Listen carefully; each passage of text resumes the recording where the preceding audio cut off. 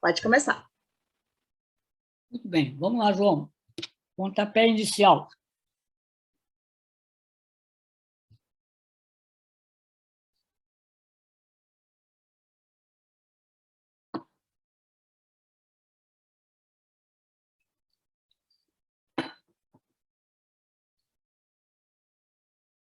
Quem começa? Eu, João? Vamos lá. Pode começar, professor. Pode começar. Primeiro, expressar, né, satisfação de estar com vocês mais uma vez, né, nesta sexta-feira de março, extremamente quente, né? Hoje, bastante desagradável o calor. Olha que eu moro aqui dentro da floresta, praticamente, que é um dos lugares mais frios do Rio, com a temperatura mais baixa, e aqui está muito, muito quente, temos que usar ar-condicionado.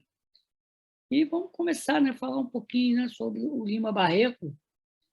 Daqui a alguns meses, o centenário da morte do Lima Barreto. Né? Ele morre em novembro de 1922, né? Ele nasceu numa data bem simbólica, né? No dia 13 de maio de 1881, ainda nos anos finais da escravidão. 1922 também tem outros fatos importantes. Né? Em 1922 morria Marcel Proust, um escritor francês, autor, né, da Em Busca do Tempo Perdido, no mesmo momento em que lançava-se Ulisses, né, do James Joyce, lá em Paris, né, aquela livraria Shakespeare Company. E no Brasil acontecia em fevereiro, né, um evento lá em São Paulo, a Semana de Arte Moderna, não é, que tem assim toda uma mitificação em torno desse movimento. Eu tenho assim, em relação à Semana de Arte Moderna e a mitificação da Inconfidência Mineira, eu tenho um pouco o pé atrás. Eu acho que a semana, com todo respeito, não foi tão importante como se diz, assim como a Inconfidência Mineira não era nenhum movimento revolucionário, libertador. Era um movimento de umas elites. Então, um pouco, né? E o Lima Barreto, ele vai implicar um pouco também com aquela história do futurismo, daquela revista, né, Claxon, e vocês conhecem isso. E a Semana de Arte Moderna está aí sendo comemorada com publicações. É um momento importante de a gente rever. Então, eu acho que cabe bem falar do Lima Barreto. Quando eu sugeri ao professor João esse conto, né, Como o Homem Chegou, qual era a intenção? Esse é um conto que ele vai escrever logo após, assim, muito em cima de um episódio que ele vivera, não é? Numa de suas crises provocadas pelo alcoolismo. Quando se olha a obra do Lima Barreto e a sua vida, fica muito difícil fazer uma análise literária que deve ser feita sem fugir um pouco do biografismo do Lima. Né? Ele escreve esse conto muito em cima de uma situação que ele vivera um pouco antes, ali em 1914. Ele, todos sabem que ele era alcoólatra, ele sofria realmente, ele tinha aquilo que a gente chama de um alcoolismo primário, que era um uso, né, compulsivo, com todas as características de uma grande dependência que o álcool representa. Então, ele tinha o uso compulsivo, ele bebia porque ele não podia deixar de beber, não é como um de nós, que nós podemos beber ou não, ele não, ele só podia beber. Ele bebia muito, muito, né? E isso vai ter um peso muito grande na vida dele, na saúde dele, vai levá-lo a uma situação de muito sofrimento, de decadência física. Então, ele tinha uma vida marcada pelo alcoolismo. Esse alcoolismo dele tem, e não quer dizer que seja hereditário, porque eu não acredito nisso, também a história do pai dele, né, do João Henrique, de Lima Barreto, que era um tipógrafo, foi um homem que tinha um papel, assim, teve uma posição importante, tinha uma certa proteção, chegou a publicar um livro, um tratado sobre tipografia, depois perde o cargo na imprensa nacional e vai ser administrador de uma colônia de doentes mentais na Ilha do Governador, Conde de Mesquita, onde o Lima Barreto vai... vamos falar um pouquinho sim, da vida dele até chegar a esse ponto, onde ele vai passar a infância e a adolescência lá. Ele e os irmãos, eram 2 irmãos e uma irmã. Acho interessante, eu sempre comparo assim, a vida, os primeiros anos de vida do Lima Barreto com a vida do Machado de Assis. Machado de Assis teve uma vida muito sofrida, né? A perda dos pais, vive com uma madrasta, tem muita dificuldade, não tem assim, não faz estudos regulares. Já o Lima Barreto, ele nasce ali nas Laranjeiras. A mãe dele era uma senhora, né, que tinha uma proteção de uma pessoa importante, que era o pai dela, se admitia, e ela chega a ter uma escola de moças ali na rua Ipiranga, nas Laranjeiras. Só que a mãe dele morre quando ele era criança, 7 anos, por aí, não é? E de tuberculose. E o pai, então, isso muda a vida da família. Então, mas ele estudou, né? O Lima Barreto frequentou a escola, chegou a entrar na universidade. Na época não tinha universidade no Brasil. Ele entra na escola politécnica, que é ali no Lago São Francisco, só que já pela questão da bebida. E aí se admite, por uma questão também de discriminação racial, ele vai ser jubilado.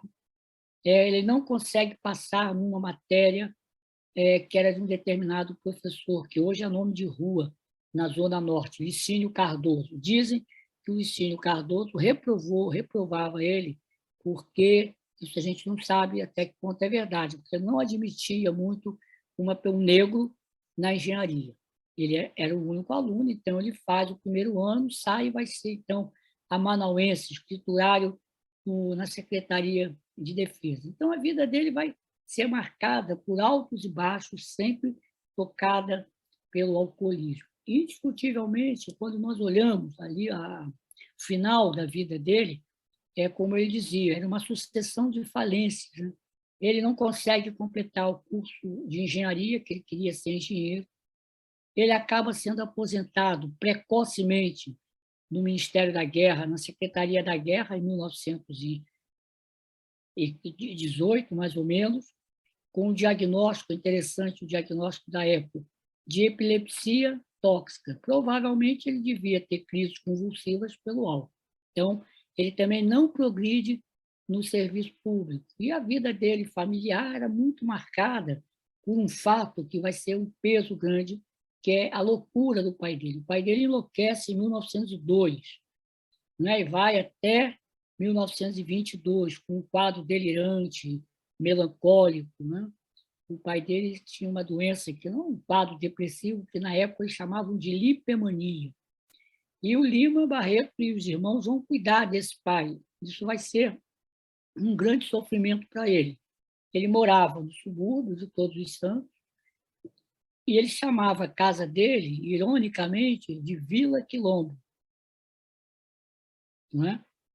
E ele, em alguns momentos, dizia que ele não se sentia bem na casa dele. Mas, ao mesmo tempo, ele vai ser um cronista, que ele vai transitar na cidade, vai ser um cronista quase que da cidade, dos subúrbios, e vai descrever a vida dos subúrbios naquela época, né? A fala dele sobre a viagem de trem que ele fazia até o centro, ele vai descrevendo os tipos daquela época, e ele vai ter também uma grande birra com o bairro de Botafogo, né? O bairro de Botafogo é um bairro rico, morava ali a burguesia, e ele sempre implicava com Botafogo.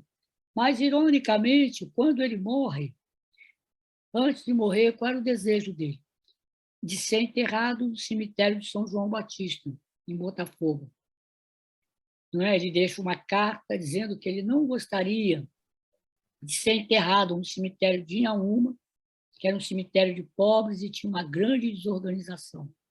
E ele tem uma crônica falando como eram os enterros em Inhaúma. Então, ele vai ser levado para São João Batista, para o bairro onde ele criticava, mas a gente sabe, olhando pelo lado subjetivo, que, ao mesmo tempo, havia um certo ressentimento dele, aquilo que ele podia ter sido e não foi. Isso vai ser marcante na literatura dele, sempre a provocação, o ressentimento, sempre um certo conflito e, ao mesmo tempo, denunciando toda a situação social, a escravidão passada, o racismo, a discriminação do subúrbio. Ele vai colocar muito isso. Mas, ao mesmo tempo, como toda pessoa, ele era ambivalente, né? Ele criticava, fazia uma grande crítica, ele antecipa a crítica que os modernistas iam fazer, aquela literatura que alguém dizia do sorriso nos lábios, né? Ele criticava imensamente os autores, o pessoal da Academia Brasileira de Letras, e em 2 ocasiões ele tenta entrar. Ele se inscreve, ele vai concorrer a uma vaga e, logicamente, foi rejeitado. Então, ele tem umas relações assim na literatura dele, a gente vai vendo. Ele começa a primeira obra dele, só para nós falarmos do conto, não sei se eu estou me alongando muito, João, se eu tiver, vocês cortam. Tá? O primeiro livro Não, professor, está ótimo. Por favor, pode seguir. bem? Então, tá bom. O primeiro livro dele, O Triste Fim de Policarpo, Recordações do Escrivão Isaías Caminho. Vocês devem ter lido.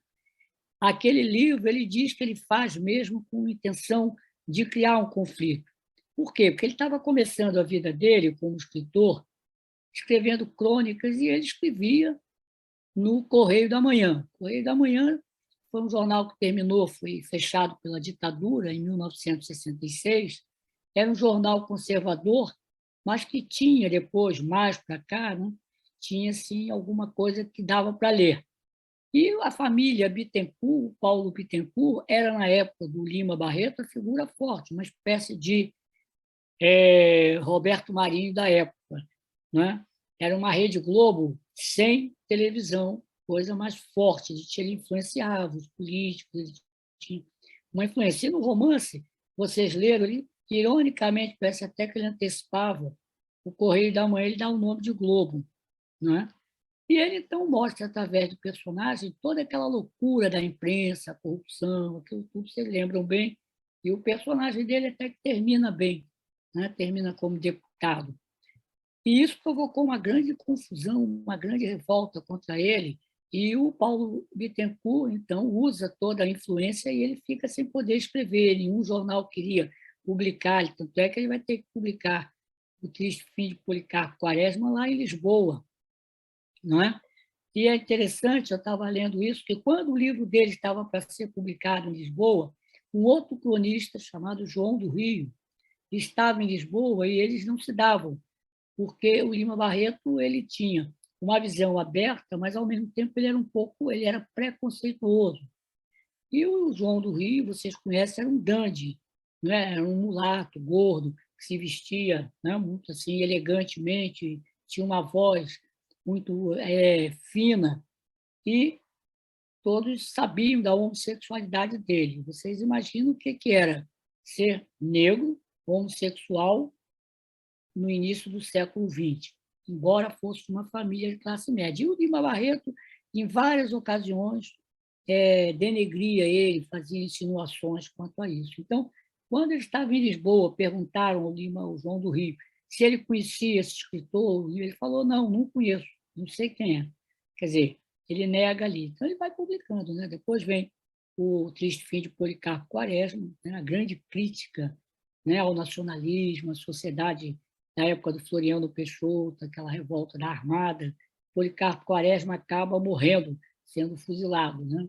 Era aquele major, aquele funcionário público, metódico, que vivia no subúrbio, com a irmã, solteirão, e que começa, então, a cair no nacionalismo assim, exacerbado. Ele quer substituir a língua portuguesa pelo tupi-guarani, que vai parar no hospital psiquiátrico, né?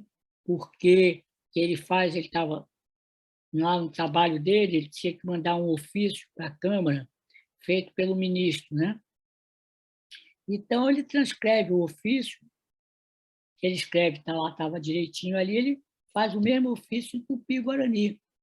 E aí o contínuo se engana e leva isso, vai para a Câmara, e é um escândalo, então ele vai internado. Vocês lembram do romance, no capítulo 5, a afilhada dele está entrando no Hospício Nacional de Alienados, né? E ela faz uma descrição muito bonita daquele prédio. Assim, vamos fazer, então, um corte. O hospital psiquiátrico surge no Brasil no século XIX, para marcar a ascensão do Pedro II ao cargo de imperador. E foi um prédio muito bonito, vocês sabem onde é.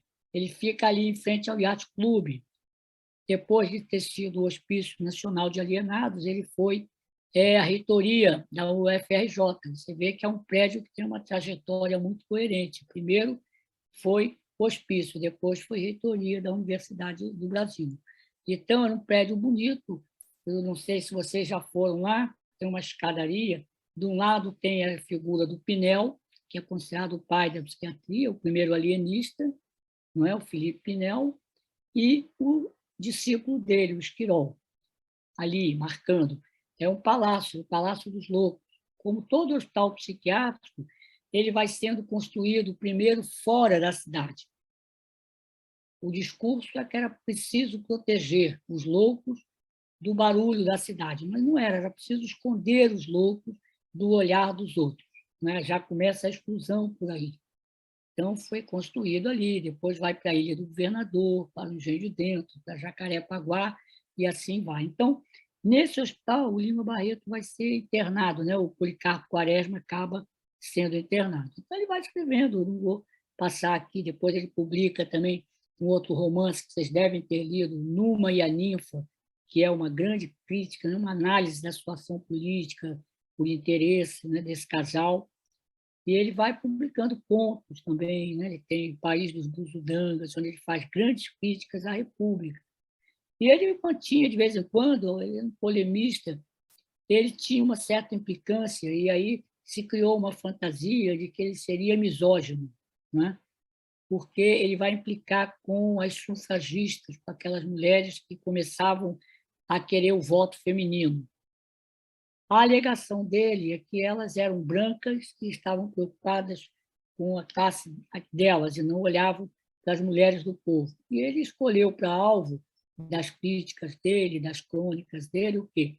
Uma senhora, que era uma cientista, né, a Berta Lutz, todo mundo conhece, que era presidente da comissão que buscava o voto. Então, ele escreve várias crônicas contra ela, escreve uma crônica quando uma senhora passa no concurso do serviço público, mas, ao mesmo tempo, ele começa a escrever umas crônicas contra o feminicídio, contra o que ele chamava de uxoricídio, ou seja, o crime em que os maridos matavam as mulheres. Ele tem um conto muito, um artigo, uma crônica muito bonita, Não Matem as Mulheres. Ele, inclusive, faz uma crítica severa, na época, ao Evaristo de Moraes, né, que era um advogado famoso, de uma família, que também era negro, e que cria, lá naquela época, já a questão do crime de honra. Então, ele tinha essas contradições. Ele vai traçando um retrato nas suas crônicas, né, no reino de Jambon também, e ele vai, então, para nós chegarmos ao ponto, ele, em 1914, ele estava muito alcoolizado e começa pela primeira vez a ter alucinações. A gente sabe que o alcoolismo, depois de algum tempo, ele provoca um quadro psicótico, alucinações auditivas em terceira pessoa, em que as vozes falam coisas do paciente, e ele faz abstinência também, que é o delirium tremens. Ele começa a ver bichos, coisas, né? Ele começa pedindo ao irmão que tirasse da sala um gato que tinha entrado e não tinha nenhum gato. Então, o médico do pai dele, que era o Braulio Pinto, sugere que ele vá para uma outra casa, que ele se afaste um pouco. Então, ele foi levado para a casa dos tios, lá em Guaratiba, que era muito longe naquela época, e lá ele piora, principalmente à noite, que os quadros de delírio pioram à noite. Ele fica muito agitado e começa a ter um delírio de perseguição, que ele achava que um determinado amigo dele, que era tenente, queria prendê-lo porque ele era anarquista. Então, ele quebra a casa toda, e aí o irmão dele, que era policial, pediu ajuda, e ele foi transportado, né, de Mangaratiba para a Praia Vermelha, num carroção da polícia, junto com marginais que estavam presos, e ele vai ficar muito mexido com isso, então ele escreve esse conto que eu sugeri, Quando o Homem Chegou, né? Como o Homem Chegou. Primeira coisa que chama a atenção no conto, que era um retrato daquele momento do Brasil e da assistência psiquiátrica, a gente pode sair por aí, é que, naquele tempo, como ainda hoje, um pouco menos, a loucura era caso de polícia. Quem levava o louco para o hospital era a polícia. Então, já chama daí. Ele já denuncia duas características daquele tipo de assistência naquele momento, que era sobre os pobres, a exclusão, o hospital, né? Ele faz, no diário dele, ele tem um diário, né? Ele escreve um romance, ele tenta escrever um romance chamado Cemitério de Vivos. Depois ele tem um livro chamado Diário dos Loucos, né? Diário da Loucura, onde ele vai relatando a passagem dele na segunda internação, de 1919 a 1920. Ele fica ali alguns meses, ele começa a escrever nesse diário. Então, nesse diário, ele descreve o quê? Ele descreve os vários meios, pacientes, como eles eram, a pobreza dos pacientes, o abandono das roupas, não é? A humilhação que ele sentia, porque ele era um escritor, um homem culto, já havia publicado livros, e ali ele era tratado exatamente como os outros pacientes. E ele sentia muito isso, né? Ele descreve os médicos, a relação com os médicos, como ele tinha medo de alguns médicos, porque eram pessoas, segundo ele, muito arrogantes. Ou seja, ele vai descrever a situação dentro do hospital, que, na verdade, nada mais era do que um reflexo daquela luta que a gente tem diariamente, que é a luta de classe. Não é? Eu, nesses anos todos, vivendo em instituições psiquiátricas, sempre dizia para meus alunos, e digo, a luta de classe não faz a volta na porta do hospital, ela entra. Não é? Geralmente, os médicos, principalmente naquela época, eram médicos saídos de uma classe média ou de uma burguesia. Os pacientes que iam para o hospital eram pobres, negros, analfabetos, vindos do campo. E vocês vão ver a estatística, eram o quê? Pedreiros, cozinheiros, cocheiros, pessoas muito pobres que estavam ali. Então, e a psiquiatria, a função dela naquele momento, e também ao longo da história, ela se baseava no vigiar, o louco precisava ser vigiado, o louco é aquele outro da razão, né, segundo Kant, e punido. Quer dizer, havia uma série de punições para os pacientes que não se comportavam bem. Então, quem é que vai para o hospital psiquiátrico? Quem é que era aquelas pessoas que ele via ali? Eram aquelas pessoas, eram os excluídos, eram pessoas que não tinham trabalho, eram desempregados, eram os pobres. E ele vive muito isso, e ele fica muito angustiado com essa situação.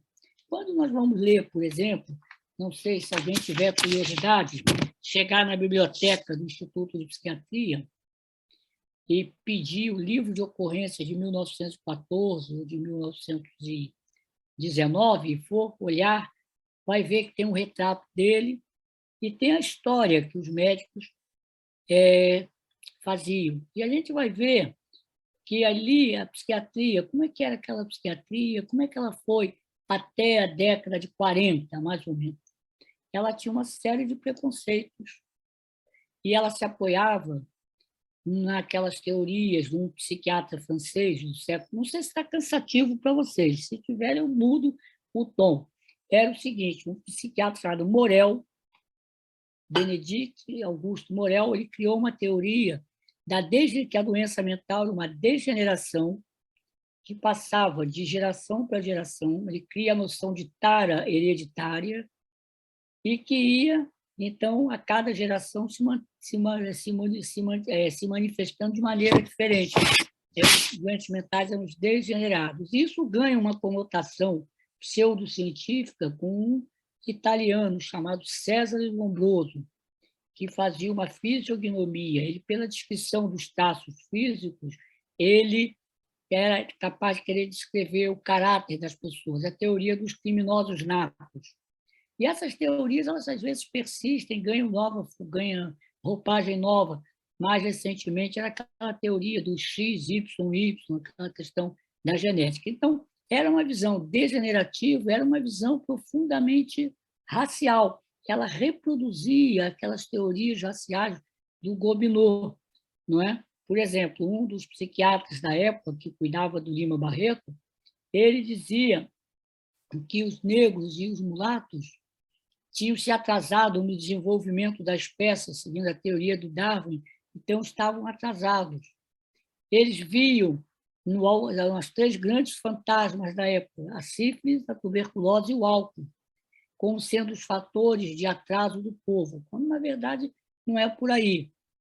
Isso vai ter o apogeu dessa psiquiatria racista, uma psiquiatria que considerava o doente inferior, não é? A sífilis era mais frequente, sim, aquela sua forma grave, a paralisia geral, numa determinada fração da população. Mas por quê? Porque já o ato sexual é um ato social. Na maneira em que a pessoa vive, vai aparecer ali a pobreza, a falta de educação, de instrução. Então, isso aparece na década de 30, na Liga de Higiene Mental e Psiquiatria, onde reunia alguns psiquiatras da época, muito conhecidos. É uma liga que ela vai defender o quê? Primeiro, que o atraso do Brasil se devia à miscigenação. Então, eles vão propor o quê? O branqueamento da raça.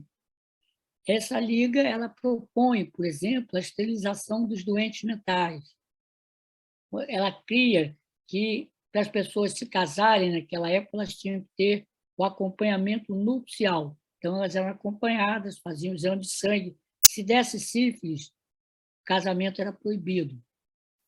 Os alcoólatras, a mesma coisa, a internação dos alcoólatras, seu isolamento, a sua reclusão. Então, essa psiquiatria ela atravessa a história, uma psiquiatria muito pesada, com o aparelho ideológico do Estado, ela vai mudando, não é? E até que na década de 60, com a antipsiquiatria, com aquele movimento na França, no Brasil, a luta antimanicomial, isso se modificou. E também, diga-se passagem, com a descoberta de drogas, remédios mais eficazes, que naquela época não havia.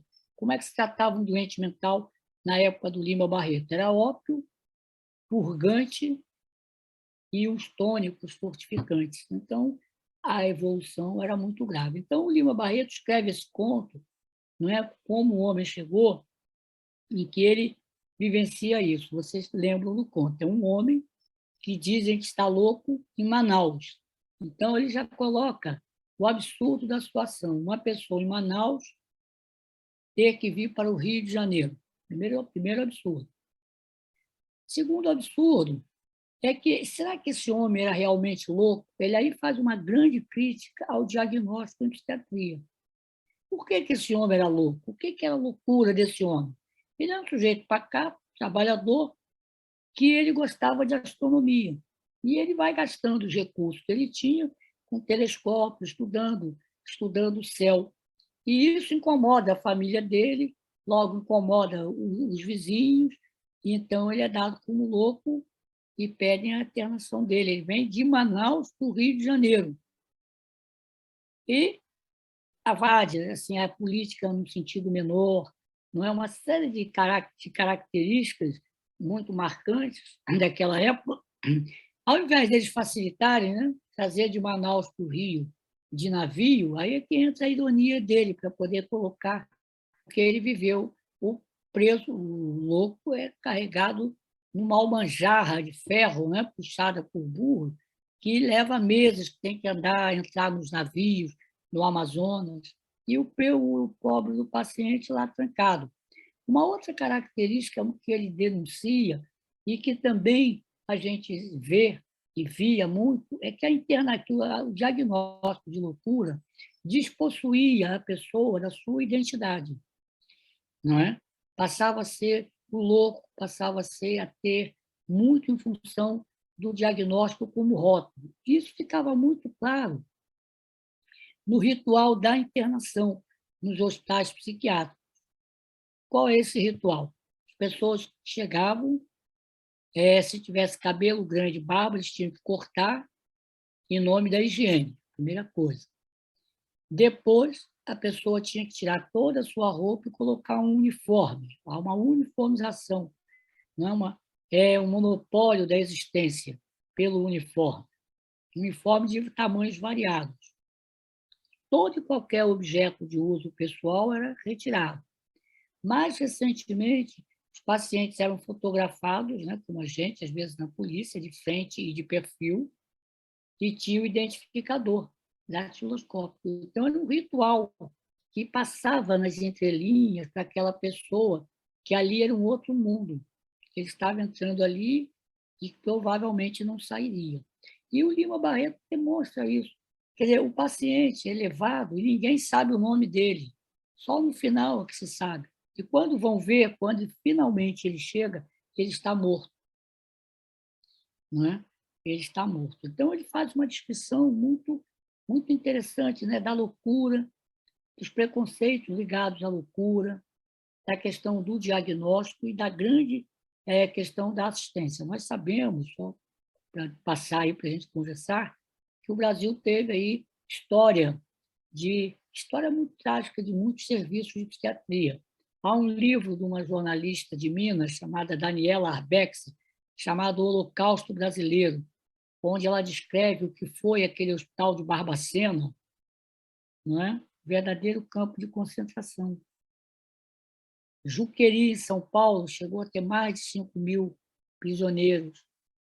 O uso, né, que foi feito tanto na ditadura do Getúlio quanto na ditadura de 64, quantos pacientes, quantos presos políticos sumiram nos hospitais psiquiátricos. Então, esse conto dele traz muito isso. A loucura como preconceito, a loucura como exclusão, a assistência como vigilância e punição, não é? Reproduzindo indiscutivelmente a luta de classe que se dá na sociedade brasileira. E ele traz um retrato do Brasil ali, com todas as suas precariedades. Por isso que eu indiquei esse conto. Aí eu vou deixar para vocês perguntarem, não é? Eu acho que eu já falei demais, até não sei se me perdi. João. Não, professor, foi muito, muito bom para a colocação inicial do problema. Não tem, o senhor pode continuar falando se desejar, ou o senhor abre para a conversa, como o senhor Não, vamos abrir preferir. Oi? E aí a gente vai falando. O professor tem uma pergunta aqui no chat da Sim. Flávia, que é o seguinte: os modernistas da semana de 22 conheciam Lima Barreto? Por que não o convidaram para participar? Olha, primeiro, o Lima é uma história interessante, né? O Lima Barreto ele tinha uma relação muito mais próxima com o Monteiro Lobato, que conta que uma vez veio ao Rio para encontrar o Lima Barreto. Nessa época, em 22, ele já estava perto de morrer, né? Ele já estava muito decadente, ele não se cuidava, ele fazia isso, e ele parece que tinha um certo prazer nisso. Ele mesmo diz nos livros dele, no Cemitério de Vivo, no Diário do Hospício, ele diz o seguinte: às vezes ele andava pela cidade, ele não tomava banho, às vezes estava com a barba feita para fazer, roupa suja. E isso, ele frequentava, ele procurava frequentar ali as livrarias, a livraria Garnier, que era na Rua do Ouvidor, outros espaços da Boemia, ali algumas. E ele era recebido em parte, mas às vezes ele ficava desagradável, porque ele estava alcoolizado, ele ficava agitado, e a aparência dele, né? Ele gostava de andar, ele era um flaner, ele andava pela cidade, observando e descrevendo. Então, São Paulo, naquela época, não era tão perto, né? São Paulo era uma província. Para se chegar a São Paulo, naquela época, se chegava como? Se chegava de trem, levava 12 horas, quer dizer, havia aqueles trens noturnos. Então, o Lima Barreto chegou uma vez aí a São Paulo, não é? Um médico chamado Ranulfo Prata, que era escritor, que era médico lá de Mirassol. O Lima, em 21, estava muito abatido, ele resolve levar o Lima para a casa dele e cuidar do Lima Barreto, para Mirassol. Então, o Lima vai de trem, né? Compra uma roupa nova. Aí, interessante, não sei se eles sabem desse dado da história dele. Ele resolve comprar uma roupa nova, um chapéu adequado, Mas quando ele entra na primeira classe, né, os amigos pagaram a primeira classe do trem, ele leva um susto, ele diz assim, não, mas eu, na minha vida, nunca andei de primeira classe, sempre andei de segunda classe, eu devia ir para lá. E ele fica envergonhado que a mala que ele levava não era nova, era uma mala velha. Aí ele vai para Mirassol, lá perto de São José do Rio Preto, ele fica lá, o médico cuida dele, fica um mês, fica bem, se alimenta, não bebe. Ele tinha, naquele momento, o desejo de parar de beber. Muito bem. E aí a turma lá reconhece ele muito bem, resolvem convidá-lo para fazer uma palestra ali em São José do Rio Preto e tal, e organizam. E ele escreve um texto que depois é quase que um testamento dele sobre a vida literária dele, a importância da vida literária, onde ele diz lá, num determinado texto, que ele se casou com a literatura. O Lima Barreto não se casou, não teve filhos, ele era um celibatário. Então, só que ele tinha muito medo de falar em público, ele ficava em pânico. Quando foram procurá-lo para ele ir fazer a palestra, ele tinha subido da casa do amigo, que foi encontrá-lo no dia seguinte, bêbado, num terreno baldio. Isso acaba com ele quando ele vem. A relação dele com os modernistas, a gente sabe o seguinte, o que foi a Semana de Arte Moderna em São Paulo? A Semana de Arte Moderna em São Paulo, 13, 15, 17, foi uma farra de jovens pequeno-burgueses ou de classe média, bancada pela oligarquia do café, a gente sabe disso, né? Com uma inspiração futurista. Se nós olharmos ao modernismo, e o Lima Barreto, quando perguntaram a ele, ele falou, interessante São Paulo, né? De vez em quando, São Paulo nos manda umas novidades velhas de 40 anos. O que ele quer mostrar com isso? O modernismo já havia no Rio de Janeiro. O Rio de Janeiro já era moderno, pela sua própria condição de capital. Né? O Villa-Lobos vem do Rio, de Cavalcante, o próprio Lima Barreto e outros que estavam ali, que foram ignorados pela turma de São Paulo, indiscutivelmente, a não ser o Manuel Bandeira, que foi. Então, o Lima Barreto ele faz essa crítica. E quando ele recebe aquela revista típica da Semana de Arte Moderna, o Claxon, ele escreve um artigo, e aí sim, ele era muitas vezes injusto, muitas vezes ferino, não é? Ele começa dizendo que ele levou um susto quando ele recebeu a revista, que foi o Sérgio Buarque que deu para ele, que ele achou que era propaganda de um automóvel novo, pela capa e pelo nome, ele já implica com o nome, claxon, né, que é buzina. E aí, quando ele começa a comentar, ele vai desmontando a revista. Isso gerou uma reação muito forte de alguns modernistas, aquele Menotti Del Pique.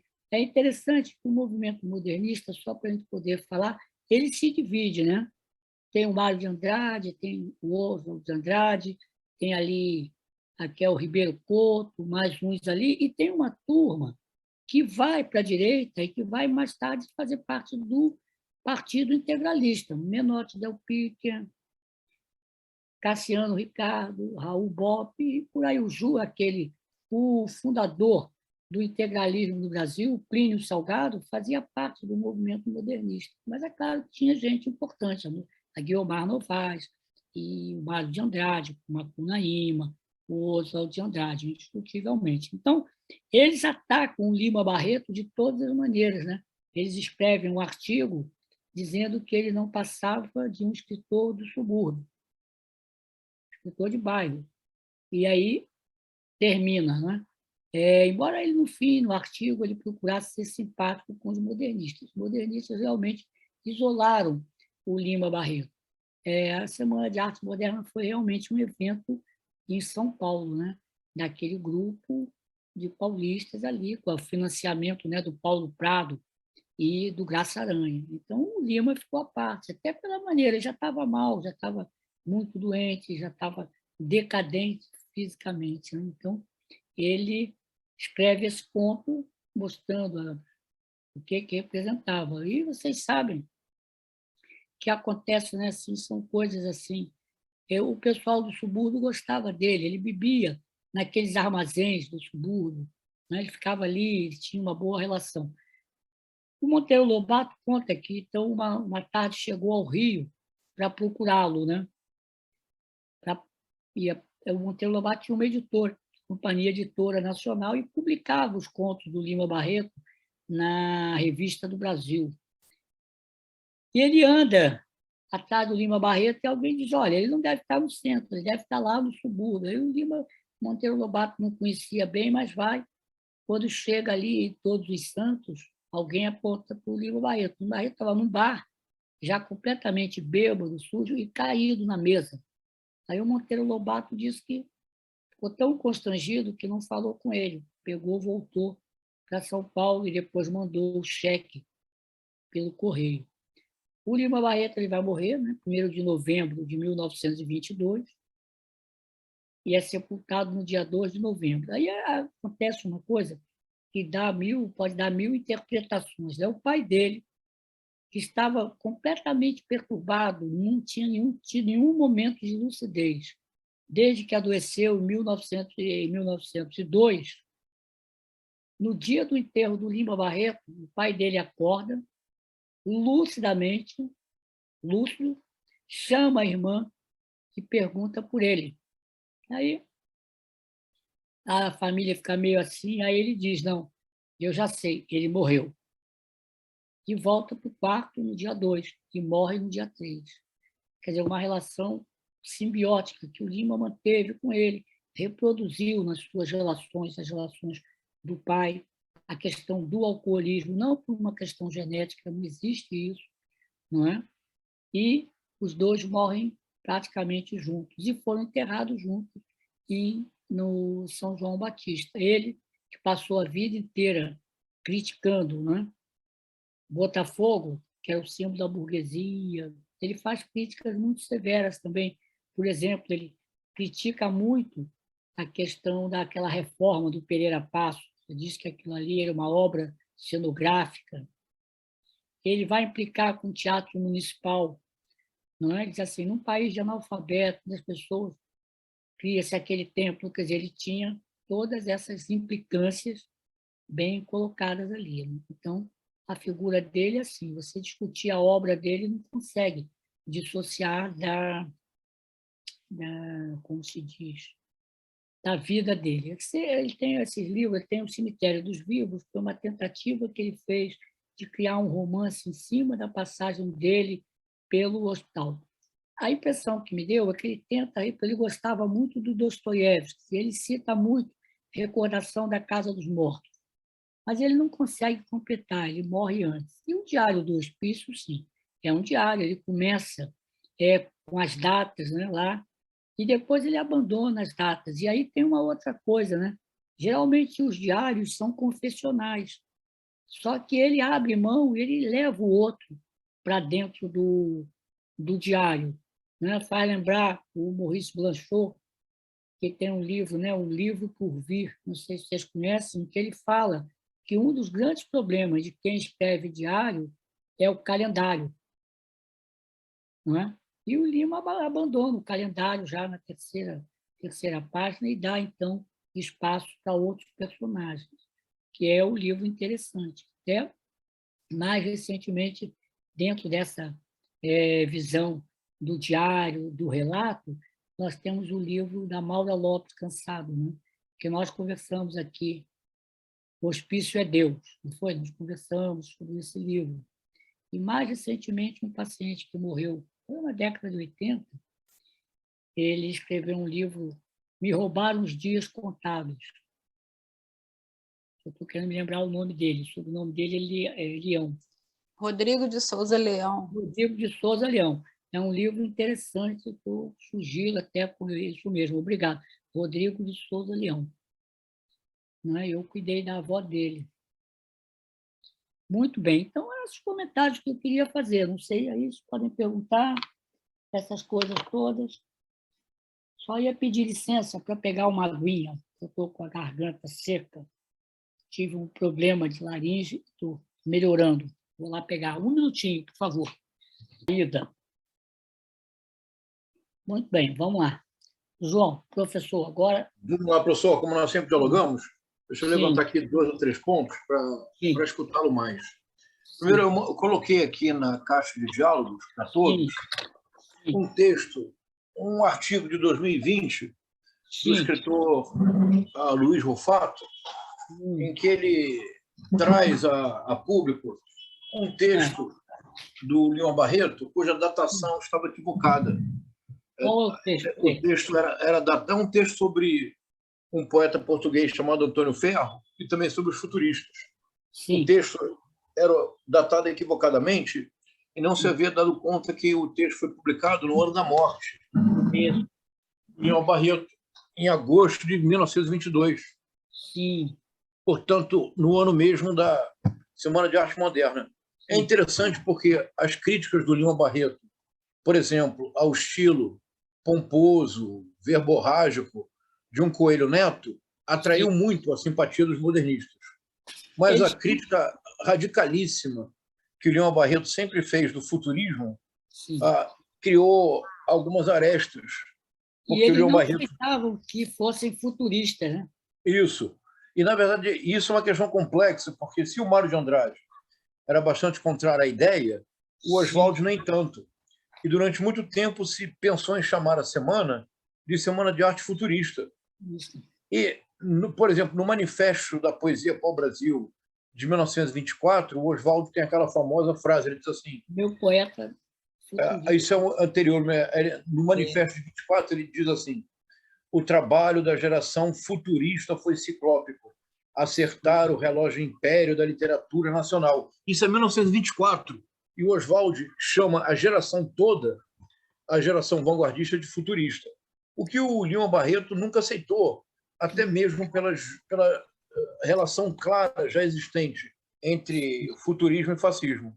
Então, isso gerou algumas dificuldades, e as outras o senhor já mencionou muito bem. O Lima Barreto, de fato, foi literalmente esteve sempre à margem do sistema literário, embora, paradoxalmente, tenha se candidatado à Academia Brasileira de Letras. Exatamente. Em relação ao trecho que nós lemos, sim, o senhor já mencionou, mas eu gostaria de escutá-lo mais. Tem dois aspectos que eu chamaria a atenção para a sua reflexão. O primeiro deles é a epígrafe, que é do Nietzsche. Sim. Deus está morto, a sua piedade pelos homens matou. O que é um pouco surpreendente é o tom da prosa desse trecho, porque não é exatamente um tom dominante na prosa do Lima Barreto. Não porque seja satírico, porque a sátira sempre foi um dos recursos principais do Lima Barreto. As recordações... Isso, não, por favor. Não, a contraposição, né? Ele começa um texto fazendo severas críticas e, no decorrer do texto, ele traz um outro momento. Isso fica muito marcante na obra dele. E tem um ponto no texto que é inquietante, é que o texto passa um bom tempo sem tratar do louco. Exatamente. Há uma parte... Isso. É como se o louco no texto tivesse uma relação profunda com o louco da vida real. Esse que é colocado de maneira tão absolutamente lunática num carro construído especialmente para levá-lo de Manaus ao Rio de Janeiro. Olha só, o louco ali, na verdade, acho que era o próprio Lima Barreto. É muito impressionante. Falando de fora do carro. Olha, na última página, e tem essas ironias terríveis, o original antropologista, o doutor João Ribeiro, na última página, ele diz assim, olha, aos poucos os urubus se despediram. Sim. E no fim de 4 anos, o Carrião entrou pelo rio adentro. 4 anos? Bom, é inacreditável. Sim. Me recordou um pouco o Fitzcarraldo, do Herzog. Atravessando a floresta amazônica. Aquela ópera, isso? Isso. É como se fosse, em miniatura, é o inverso, porque não se leva para a floresta, traz-se da floresta. mas toda a logística é tudo tão pouco razoável que no final tem esse detalhe que é terrível. É surreal, né? É muito louco. Por exemplo, no final, então, quando finalmente o carro chega e o homem está praticamente em putrefação, Sim. porque mergulhados numa atmosfera de desinfetantes, o exame foi feito no necrotério público. Não é exame, isso tem outro nome, se chama autópsia. É isso mesmo. E tem uma coisa extraordinária, devido à duração da viagem, ao caráter precário dos caminhos, a chave original já não abria, porque o fecho havia sido ou havia se modificado, estava torto. Foi necessário que se fizesse outra chave. Ou seja, o texto quase parece uma fábula alegórica em que revela, é como se fosse, mal comparando, em miniatura, um Fitzcarraldo, sem nenhuma sutileza, não está muito longe do alienista. Não, relação de poder está ali. Isso. Como no alienista. E as instituições, que teoricamente seriam instituições sãs e, por isso, cuidariam da insânia, essas instituições são absolutamente pouco razoáveis. Razoável. Esse carro com esse homem não deixa de ser uma metáfora do país. São as instituições, como a burocracia, é esse carro. Como ela prende as pessoas e ela mata. Só um comentário. Esse carro dos loucos, ele teve edições aqui na década de 70, 80, quando, por exemplo, eu entrei para o antigo INAMPS, né? O Ministério da Saúde. Eu fui trabalhar na emergência psiquiátrica, na Praça Mauá, ali na Avenida Venezuela. Era uma grande emergência que dava suporte praticamente a todo o Rio. E nós tínhamos lá um serviço de atendimento domiciliar, que você olhando depois, você vê a loucura que era aquilo. Porque era uma ambulância montada num chassi de caminhão, alta, né, com aquelas luminárias, as laterais, as janelas, tinham por dentro uma discreta grade, e a cabine era dupla. Então, você saía para fazer atendimentos domiciliares nas delegacias de polícia, onde fosse. Era uma equipe, 2 socorristas, né, 2 auxiliares de enfermagem, que eram socorristas, quer dizer, cuja função era conter o paciente se estivesse agitado, o motorista e o médico. Era uma equipe que ficava de plantão durante 24 horas, né, atendendo a toda a cidade do Rio de Janeiro. Você ia do Leblon a Santa Cruz, pegando as ilhas, né? Ia do Governador, e se precisasse, vinha de Paquetá para cá, nós pegávamos ali no grupo de salvamento, em Botafogo. Vocês podem imaginar que isso também era uma grande loucura, porque eram muitos chamados, muitos chamados. E aí o que acontecia? A equipe chegava em Santa Cruz, tinha lá um paciente que realmente necessitava internação. Aí medicava, colocava na ambulância. E aí vinha descendo. Parava em Realengo, em Cascadura, em Madureira, até chegar à Praça Mauá. O paciente não levava esse tempo todo, do paciente do Lima Barreto, não levava 4 anos, mas levava quase que uma tarde ali. Então, a equipe, às vezes, tinha que voltar, tal. Mas não dava. Por quê? Se você fosse a Santa Cruz, voltasse para a Praça Mauá, depois fosse saindo, você não atendia o chamado, não tinha como, era uma equipe só. Então, às vezes, você descia, chegava na Praça Mauá, você estava com 3, 4, 5 pacientes ali dentro, uma verdadeira nau dos loucos. Isso no século XX, década de 80. Quer dizer, literalmente, como havia também antigamente nos subúrbios, as carrocinhas dos cachorros, não é isso? Cachorro. Eu me lembro. É inacreditável. Isso quando foi, Pavão, qual é a época exata? Década de 80, eu me lembro. Década de 80? 80, eu saí. E quando deixou de existir esse serviço? Não, o serviço, vindo a reforma psiquiátrica, o serviço deixou de desaparecer, não por um melhoramento, porque naquela que loucura. Apesar de toda essa precariedade, ela acabava ajudando, porque logicamente você chegava, né? Eu chegava na residência sempre que eu podia, eu atendia, eu medicava, eu orientava para o ambulatório, mas às vezes eram grandes urgências mesmo, grandes urgências. Você chegava, o paciente estava armado, delirando, estava no alto do telhado, então era muito, muito difícil, né? Aí acabou. Hoje, quem leva o paciente para o hospital psiquiátrico indiscutivelmente, a polícia ou o bombeiro, que também não são preparados. Pelo menos ali, a nossa equipe ainda tinha, né? Tinha um médico, tinha alguma coisa, não é? Hoje a gente vive assim uma mudança com a reforma assistencial, o fim dos hospitais psiquiátricos, não é? Outros aparatos, como os CAPs, Centros de Atenção Psicossociais, que foram colocados, Hospital Dia, né? Já não tem hoje, já não tem grande. Só hoje você tem o quê? O Pinel, ali na Zona Sul, aquele grande complexo do Engenho Dentro, que é um centro psiquiátrico, ele está sendo implodido, né?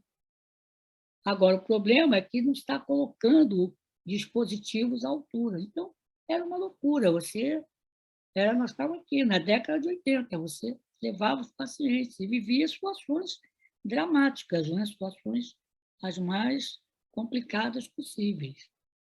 Então, era esse carro que ele descreve modernizado, né? Entre aspas.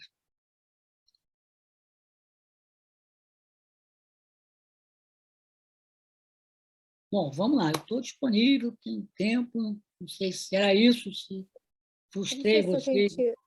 se a gente pode se inscrever, se está aberto, posso abrir o Pode aí. microfone aqui. Tá? É a primeira vez que eu participo, estou achando muito Que bom. interessante. Me interessa muito esse tema e foi uma surpresa, porque eu já tinha ido à casa de Dirce e aí eu fui pesquisar o site e fiquei muito feliz de poder estar nessa conversa. E eu queria fazer uma observação sobre o texto, né? Eu gosto da loucura. Na questão da loucura, não é difícil compreender, porque a loucura é a única condição que nós não compartilhamos com outros seres vivos, não é? E a loucura, cada um de nós tem medo. Por que as pessoas têm medo do louco? Têm medo da sua própria loucura.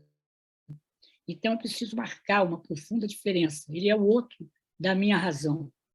Então, eu não posso me identificar com ele. Isso é uma questão bem ampla, não é? Porque ali também está a minha possibilidade de loucura. Por outro lado, dependendo das condições sociais, a questão do louco, numa sociedade como a nossa, o louco ele sofre de um modo geral, porque a loucura existe em todas as classes sociais, ela tem uma incidência maior nas classes mais desfavorecidas, ela se mostra de uma maneira mais dura ali por N razões. Mas, de um modo geral, numa sociedade como a nossa, o que acontece? O louco, esse da instituição que vai ali, ele tem uma dupla exclusão. Ele é excluído porque ele é pobre e ele é excluído porque ele é louco. Ele é uma pessoa que é despossuída de todos os seus, era despossuído ou é ainda de todos os seus direitos básicos. Ele, quando enlouquece, quando recebe um diagnóstico, dependendo da sua condição, ele deixa de ser cidadão. Ele que já tinha uma cidadania precária, perde essa cidadania precária. E aí é que ele fica passível de todas as violências institucionais, as violências simbólicas, que são aquelas que eu descrevi, quando se tira a roupa de uma pessoa, quando se cortava os seus cabelos, a violência de não poder escolher com quem ele quer se tratar, que aquele que tem algum poder aquisitivo, ele pode escolher, ele vai ao meu consultório. Se ele não puder, não gostar, ele muda. Mas aquele que está ali, ele não tem escolha. Então, ele sofre também, quer dizer, essa questão ele é despossuído de uma cidadania precária, e aí as violências se exercem. A violência simbólica do diagnóstico, que reduz o paciente, tira a sua condição humana e cria, e torna concreto algo que é abstrato, que é o diagnóstico. O diagnóstico ele é um conceito que nós criamos para podermos conversar entre nós. Mas quem adoece é a pessoa, né? Não é o cérebro que adoece, não é a sociedade. A sociedade leva ao adoecimento, mas é o sujeito. A loucura diz respeito ao sujeito, à subjetividade. Então, isso a gente observa muito nas relações institucionais e que acontece em outros espaços também. O que é a burocracia? senão uma forma. A burocracia é um discurso que os psiquiatras usavam com um outro viés.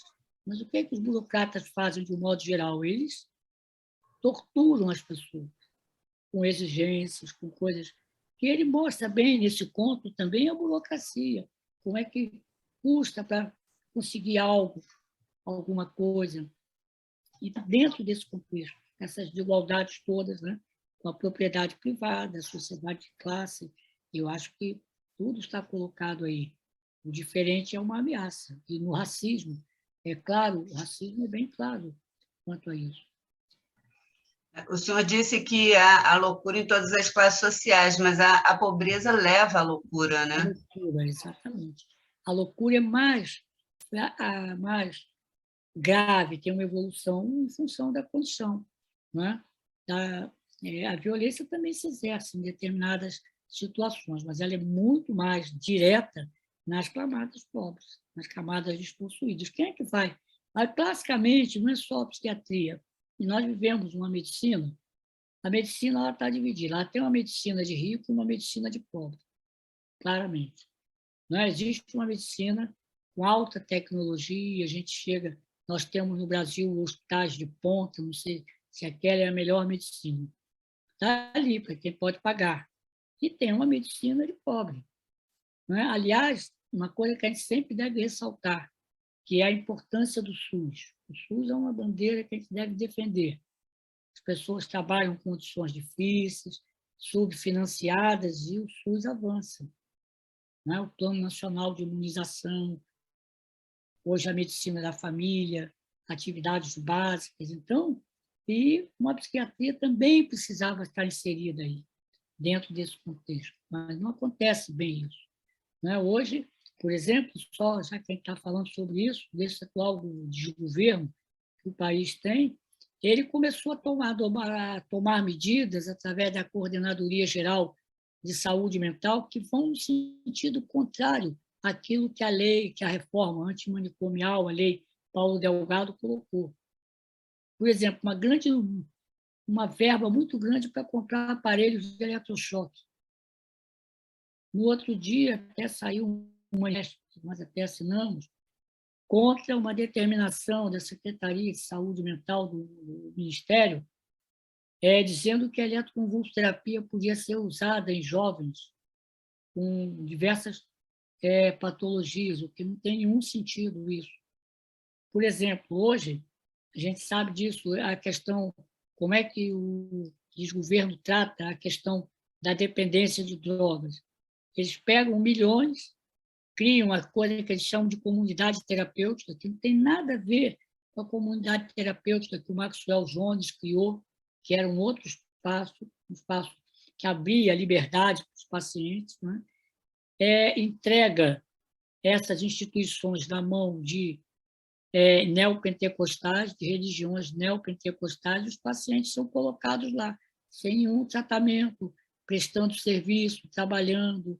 Então, essa é uma questão que está colocada aí, que nós precisamos estar sempre colocando em debate. Né? Acho que se o Lima Barreto vivesse hoje, ele provavelmente estaria nas suas crônicas chamando a atenção para isso. Alguém falou do modernismo, a resposta que deram ao Lima Barreto, não é? Eles colocam como título, eles fazem um trocadilho, né? Lima Barreto, e o artigo era Lima Azeda, não é? Lima Azedo, quer dizer, chamando a atenção para aquele ato dele de crítica a eles. Então, essas são as questões que estão aí. Vamos lá. Professor, acabei de ver que está aqui uma aluna minha, Daniela Siqueira, que faz mestrado sobre recordações do escrivão Isaías Caminha. Daniela, você quer fazer algum comentário, perguntar algo para o professor Pavão? Boa noite. Boa noite. Não, gostaria de perguntar, assim, eu fiquei pensando, né, porque a gente acaba utilizando a arte, hoje em dia, como uma ferramenta clínica, né? A gente viu isso muito com Nise da Silveira. E eu gostaria de saber, assim, eu fico pensando até que ponto, né, a literatura foi fundamental para o Lima lidar com suas questões psicológicas e se a literatura ela é um terreno para a loucura ou apenas, no caso de pensando em Lima Barreto, né, só seria simplesmente uma forma dele se expressar. Porque, às vezes, lendo, assim, eu vejo que muita gente acaba encontrando na arte, né? Acaba encontrando um terreno ali para você poder viajar e é um terreno mais aberto, digamos, para as loucuras, né? Eu fico pensando assim, como é que a psicanálise vê isso, né? Como é que um especialista olha para o Lima Barreto? Como é que se dá esse olhar, né? Essa análise? Olha só, a obra do Lima Barreto, como outras obras, não é uma obra de loucura. Ele tinha intoxicação alcoólica, mas ele passava a maior parte do tempo lúcido. Ele delirava quando estava intoxicado. Então, preciso que a gente tome cuidado para não diminuir a importância que ele tem como escritor, colocando como obra da loucura. Então, essa é uma questão. Uma outra questão é o seguinte: a doença mental, a loucura, ela existe, ela não é uma criação dos psiquiatras. Os psiquiatras não são pessoas tão talentosas assim para criar situações tão complexas como é o sofrimento psíquico, não é? Há muitos olhares, e esses olhares todos são importantes, sobre a loucura. Né? O olhar da arte, que é importante. O trabalho da doutora Anísio da Silveira foi muito importante, como foi o trabalho do Osório César em São Paulo. Foi importante porque, vocês imaginem, só fazer assim um parênteses, uma mulher que vem de Maceió, de Alagoas, no início do século, ela era a única mulher na faculdade de medicina. Tanto é que ela fez um requerimento dizendo que ela precisava ter um banheiro. Não havia banheiro feminino. Ela vai trabalhar ali na Praia Vermelha, numa instituição muito pesada. A psiquiatria clássica, a psiquiatria asilar, era uma psiquiatria que lembra, é uma psiquiatria de campo, quase de concentração, muito vertical, verticalizada mesmo. Aqui estavam os profissionais, os médicos, aqui embaixo os pacientes e os outros profissionais. A medicina é uma profissão, até hoje ainda é fortemente hierarquizada. Não tenho dúvida disso. Então, ela entra ali, ela vai para a prisão, ela fica 1 ano e meio presa, né, por denúncia de uma enfermeira que viu que ela tinha livros do Marx, estava lendo no quarto, né? Quando ela sai, ela vai para o hospital psiquiátrico. E era uma época muito pesada. Por quê? A gente vai começar a ter mudanças. Tinha já alguns psicanalistas falando, já havia. Também ninguém ia para... Nem todos eram perversos e maus, também tem que saber isso. Não é? Começa a ter mais recursos na década de 50, com o impacto da psicofarmacologia, que é uma outra coisa. E ela vai para lá e monta um trabalho. Quem não conheceu, quem ainda não visitou o Museu do Inconsciente, devia visitar. É um museu fantástico, riquíssimo. E a própria Nise, eu trabalhei muito com ela, ela dizia uma coisa muito clara: a nossa função aqui não é descobrir artista. Nossa função aqui é terapia, terapêutica. As pessoas expressam através da arte os seus fantasmas, as suas pulsões.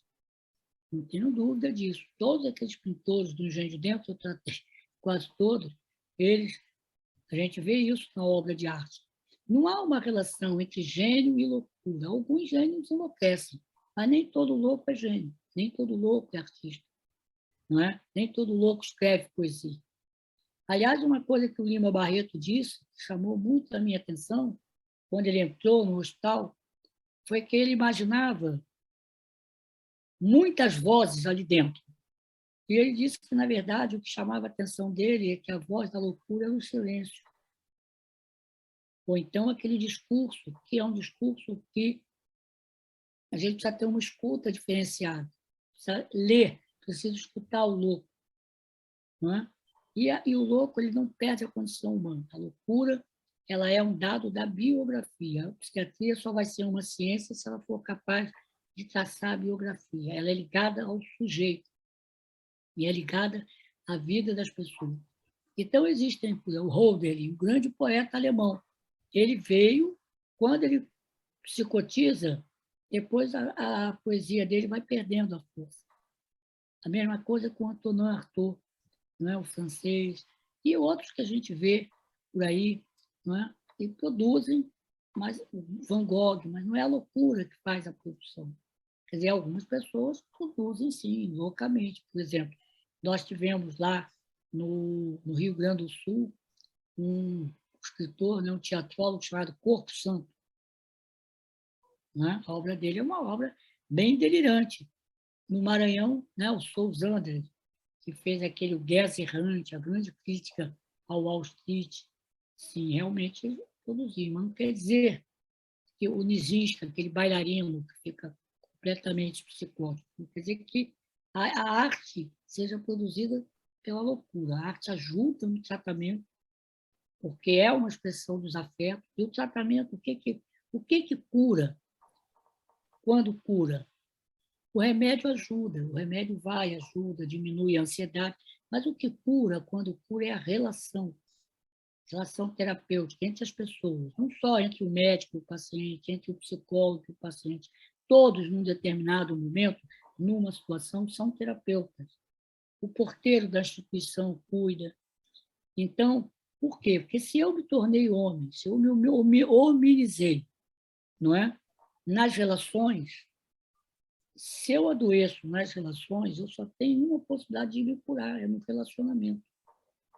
Não tenho dúvida disso. Só para me alongar 5 minutos, há muitos anos, eu atendi um jovem que veio do Ceará. Os irmãos dele eram colegas meus, médicos lá, no Pedro Ernesto, me pediram se eu podia atender. Esse jovem era um estudante de medicina, participava de um movimento estudantil, e ele foi preso e foi muito torturado, e quase morreu. E só não morreu porque a família conseguiu, tinha uma ligação com a igreja, e ele foi salvo. Então, ele sai, tem que ir para o hospital clínico se recuperar e fica psicótico. Fica com um quadro catatônico, isolado, não queria ver médico nenhum perto dele, provavelmente que devem ter participado, e estava piorando. Aí a família traz ele para o Rio para ver se eu podia atendê-lo. Então, ele vai ao meu consultório ali no centro, ele entra, fica lá, parado, em silêncio. Eu converso com ele, me apresento e tal. E eu vejo que ele está incomodado, eu pergunto se ele quer sair. Não é? Ele diz que sim. Eu digo, olha, eu estou entendendo as suas dificuldades, mas eu vou sugerir para você uma medicação para você dormir, porque você não está dormindo. Não é? Você passa as noites andando, para melhorar o sono. Então, eu fiz a receita, cheguei a ele saiu. Na outra consulta, a mesma coisa, ele ficou em silêncio, olhando para mim. De repente, ele começou a andar pelo consultório, pegou uma estatueta, olhou um quadro, saiu. Nisso, a família disse que ele, numa dessas tardes, pediu o remédio que ele queria tomar à noite. Muito bem.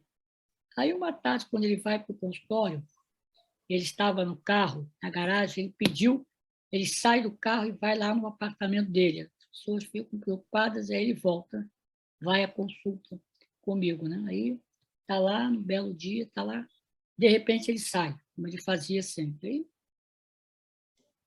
ele volta, bate na porta, entra, tinha uma estatuetazinha, uma coruja, ele bota um papel embaixo da coruja e vai embora. Eu aí leio, era um soneto, eu até tenho, uma das próximas eu ver se eu mostro. Sim?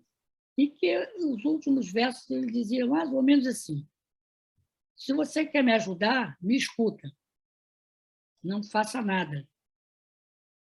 Eu aí entendi. De alguma maneira ele está se comunicando. Né? Se eu estou aqui, eu estou escutando o silêncio dele. E aí fomos, ele acabou melhorando, começou a conversar, começou a falar, começou a perder os medos, aceitou ajeitar a medicação, teve uma melhora muito grande do quadro, né? Depois voltou lá para Fortaleza, eu encaminhei para uma colega e ele, de vez em quando, me escrevia, teve uma melhora, conseguiu retomar a vida num determinado ponto. Claro que não conseguiu se formar médico, mas foi trabalhar com a família, teve uma melhora grande. Foi o quê? A relação ali, o escutar, isso é fundamental. Seja ler o texto, seja a pintura, muito rico isso. Bom, mais alguém? Eu não tenho pressa. A professora Daniela fez uma pergunta aqui no chat, que eu vou ler para o senhor, e depois eu acho que a Thaís vai querer também fazer uma pergunta pelo microfone. A Daniela, eu penso que a arte fornece uma forma de a pessoa organizar a própria psique, seu universo, o que lhe vem do inconsciente. Faria sentido? Faz, né? Faz sim. Quando você cria alguma coisa, você está escrevendo um texto, você está fazendo uma pintura, você está o quê? Você, na verdade, você está dando formas, você está objetivando algo que é abstrato, que são os seus afetos, que é o seu inconsciente. E o inconsciente fala. Você está objetivando. Esse processo de objetivação, eu acho que é muito importante na arte. Tinha um escritor, né, o Bukowski, que todos vocês já ouviram falar. Ele, numa entrevista, perguntaram a ele por que ele escrevia. Ele falou, eu escrevo para não enlouquecer. Né? Colocou bem isso. Daí vai, eu acho que sim. Para que as pessoas sumam, eu vou contar uma história para não me alongar e não cansar vocês. Eu estava no terceiro ano de residência ali no Hospital Gustavo Riedel, no Centro Psiquiátrico Pedro II. Então, eu estava numa sala, na minha sala, ela abria a janela para o pátio do hospital. O pátio do hospital era um pequeno sucursal do inferno, que todos os pacientes ficavam ali o dia inteiro. E me chamam, e nós estávamos tentando mudar isso. E algumas vezes me chamava a atenção, no meio daquela confusão toda, trechos de um discurso que um paciente fazia.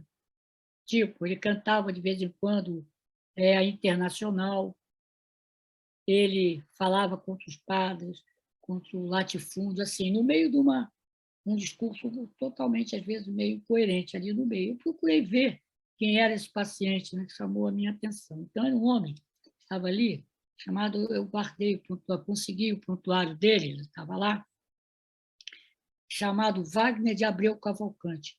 Quem era esse homem? Esse homem era um jornalista do Nordeste, lá de Alagoas. Quando vem aquela história do Estado Novo, que eles prendiam, como fizeram com o Graciliano Ramos, colocavam nos navios, né?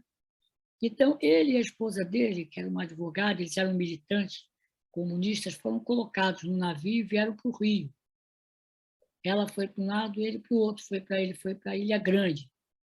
E lá ele enlouquece, ele faz um quadro psicótico, catatônico. Então, eu consegui, depois de muito tempo, o prontuário dele ficava num cofre que ninguém abria, estava ali desde a década de 30, naquele canto, estava colocado ali, com um carimbo, né, de sigiloso. Ele foi preso, foi para a Ilha Grande, enlouqueceu.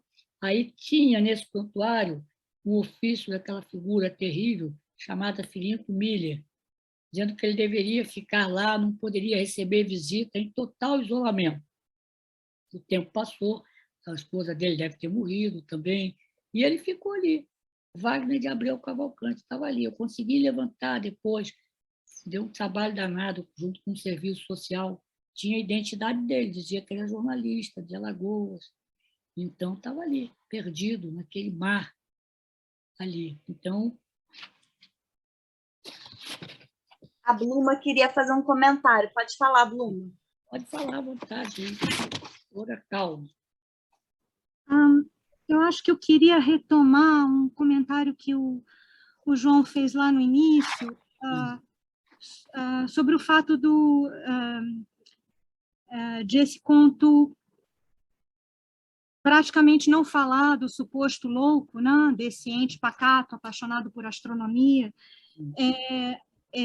e passar, enfim, o conto quase todo ele dedicado a mostrar a loucura daqueles que tentam controlar O louco. A loucura atribuída, né, o louco, ou o suposto louco, a loucura atribuída àquela criatura, né, que talvez até como uma forma de se alienar da realidade terráquea comezinha, preferisse a astronomia, né, preferisse as estrelas, né, porque essa realidade está, na verdade, tomada por, enfim, quando não pela mediocridade ou pela maldade, ou, enfim, enfim, por algo que não é muito atraente e pela própria loucura dessas pessoas que querem controlar os loucos e que têm uma vaidade desmedida e ambições sem qualquer lastro. Mas o que eu achei interessante no comentário do João é que, de fato, o texto aliena aquele que se quer alienar, né? Por supô-lo louco, né? E há uma espécie de correspondência, né, no fato de as proporções do texto são interessantes, né? Então se estabelece uma espécie de correspondência, né, porque só se fala do suposto louco por uma fração reduzida do texto, né, tão restrita e restritiva quanto esse compartimento, essa prisão blindada, né, onde ele é transportado, né, onde ele é isolado e transportado, e se fala dele apenas o suficiente para mostrar que não se trata de um louco, né? Ou que na pior das hipóteses se trataria de um louco manso, né? Afinal é um ente pacato, apaixonado por astronomia, enfim. E o resto do texto, a maior parte do texto é dedicada a explicitar a loucura de todos os personagens que se empenham em controlar, confinar, excluir, né, o suposto louco, né? É só que há essa correspondência na construção do texto, né, nas proporções, e o próprio texto reproduz nessas proporções esse movimento de alienação, né? Então, só estava, enfim, aí queria até que o João e o senhor comentassem essa equivalência, essa correspondência entre as proporções do texto, né? Uma proporção reduzida, uma fração reduzida, dedicada a mostrar que o suposto louco não é louco, né? Só se fala dele o suficiente, e só se não é o mínimo possível para mostrar que, de fato, não se trata de um louco, né? Se trata de uma pessoa apaixonada e que, por isso, até se afasta um pouco do mundo terreno mais mesquinho e comezinho, enfim. Enfim, é só que eu notei essa correspondência partindo da observação que o João fez lá no início, né, desse movimento do próprio texto, no final das contas, de alienar o louco, reproduzindo a alienação que acontece, a forma reproduzindo, na forma como o texto é dividido, algo que se passa na própria história, né, a forma reproduzindo o que se passa no fundo, né, no tema, no conteúdo, enfim. Acho que era isso, assim, inicialmente. João. Não, primeiro o senhor, professor. Nós estamos aqui para escutá-lo. A sua colocação é muito correta, né? A impressão que passa é que o Lima Barreto, ao escrever esse conto, a intenção dele não era falar da loucura daquela pessoa. Primeiro que aquela pessoa não era louca, né? Ela podia ser diferente em algumas medidas, né? Qual é a loucura que consiste em você gostar, por exemplo, de astronomia? Agora, ele usa a história, quer dizer, do personagem para denunciar a loucura do regime, a loucura da sociedade em que ele vivia, a exclusão, a ponto de levar uma pessoa à morte, né? E é uma coisa assim bem surreal, né? Quer dizer, leva 4 anos do Amazonas até aqui, num carro, quer dizer, ele denuncia a burocracia, denuncia todo o Estado, aquele carro de ferro é o Estado. Como o Estado lida com as pessoas, né? Veja que é uma coisa tão de exclusão que o nome do paciente só aparece no final, né? Sim. Então, ele mostra... Professor, Ah, a situação é tão absurda sim, e a aparente suavidade ou placidez do texto, do ponto de vista do estilo, torna tudo pior. Que, se por acaso este homem fosse o homem mais equilibrado da face da Terra, sim, a verdadeira psique saudável, no sentido freudiano, depois de 4 anos preso neste carro, com ventilação quase nenhuma, numa viagem entre rios, mares, estradas tortuosas, este homem, se por acaso sobrevivesse, chegaria ao Rio de Janeiro absolutamente ensandecido. Quantas pessoas eu vi em instituições psiquiátricas que enlouqueceram pela internação, pelo isolamento, pela retirada do meio, não é? Há muitos anos eu vi um caso também, internou lá no hospital, na parte de clínica, tinha um homem que veio lá do interior de Minas, lá do Urucuia, lá daquela área descrita pelo Guimarães Rosa. Ele trabalhava com uma fazenda de um desses latifundiários, que era deputado ou senador. Ele trabalhava isolado. Quer dizer, de tempos em tempos iam lá os tropeiros que levavam comida para ele, ficava ali, não falava com ninguém, a não ser com o gado. E aí teve os problemas de saúde física, internaram no hospital. Então, ele melhorou. Como é que ele ficava? Ele ficava no canto de cócoras, né? E não falava. Aí estavam descrevendo ele como autista, com essas coisas todas. Aí nós falamos do professor Loiello, ele pediram para ele examinar o paciente. Ele entendeu perfeitamente, falou, ele não tem nada de doente mental, ele vive sozinho, vive isolado. Então, ele falava quando perguntavam a ele. E aquela postura não tinha nada de estereotipia, era uma postura que ele adotava lá no campo, onde ele vivia, só ele com os bois. Então, essas questões, elas são muito importantes, né? Muito pontuais. Esse homem chegaria, se não chegasse morto, chegaria louco. Na verdade, ali o Lima Barreto fala da loucura da sociedade, da loucura do sistema. Tranquilamente. Esse conto é como você colocou bem, o alienista, é uma relação de poder, um poder perverso, um poder que mata as pessoas. Ele traz muito isso, né? Vigiar e punir. São as palavras de ordem de um determinado sistema. E que na psiquiatria, em determinados momentos, essas palavras foram muito fortes. É preciso que isso seja colocado. Eu gostaria de fazer um comentário, não sei se tem alguém que está... Sim.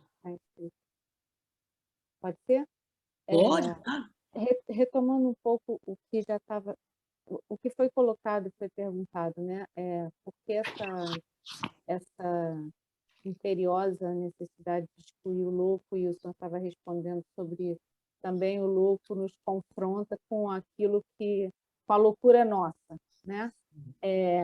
A gente poderia pensar, eu estou lembrando aqui de uma paciente, que foi Estela do Patrocínio, que teve suas gravações, você deve conhecer naturalmente, que na verdade não foi uma poeta que escreveu, mas que falou, né? Os textos dela foram gravados.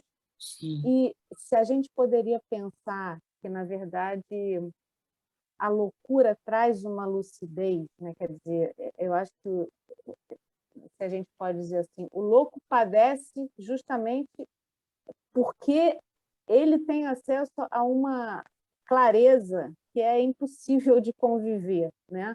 E eu estou lembrando do filme da Anísia da Silveira, quando um dos pacientes remexe o lixo loucamente, e ela vai dizer, mas o que é isso? Ele falou, não, mas olha só, eles jogam as sementes fora.